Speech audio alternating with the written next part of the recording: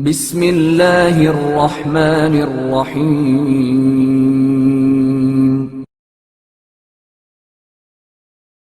دعا کا طریقہ۔ امام جعفر صادق علیہ السلام کا فرمان ہے، جب اللہ سے کوئی حاجت طلب کرو تو سب سے پہلے اس کی حمد و ثنا کرو، اور حمد و ثنا کے لیے اس طرح کے کلمات انتہائی موزوں ہیں: یا اجود من اعطا و یا خیر من سئل، یا ارحم من استرحم، یا احد یا صمد یا من لم یلد ولم یولد ولم یکن له کفوا احد، یا من لم یتخذ صاحبۃ ولا ولد، ویا من یفعل ما یشاء ویحکم ما یرید۔ اللہ تعالیٰ کے ایسے نام بہت زیادہ ہیں جو اس کی شان رحمانیت پر دلالت کرتے ہیں۔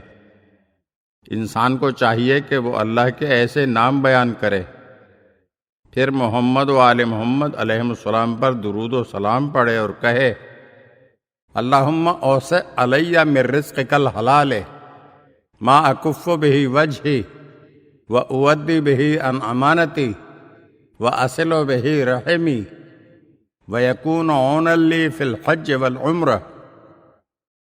اے پروردگار، میرے رزق حلال میں فراخی عطا فرما جس سے میں اپنی آبرو کی حفاظت اور امانت کی ادائیگی اور صلہ رحم کر سکوں، اور مجھے ایسا مال عطا کر جو حج و عمرہ کے لیے میرا معاون ثابت ہو۔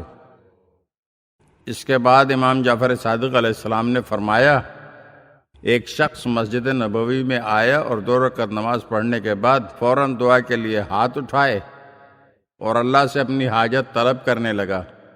پیغمبر اکرم صلی اللہ علیہ وآلہ وسلم نے فرمایا کہ اس شخص نے جلد بازی اور بے صبری کا مظاہرہ کیا ہے۔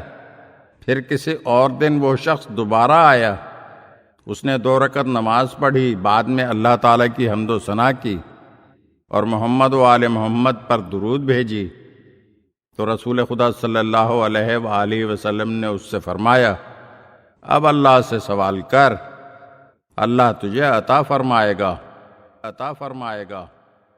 اگر آپ ہمارے چینل کی نئی ویڈیوز دیکھنا چاہتے ہیں تو ہمارے چینل کو سبسکرائب کریں اور گھنٹی کے بٹن کو دبائیے تاکہ ہر آنے والی ویڈیو آپ کو جلد موصول ہو سکے، اور ہاں، لائک اور شیئر ضرور کیجیے اور اپنے قیمتی کمنٹ سے ہمیں آگاہ کیجیے۔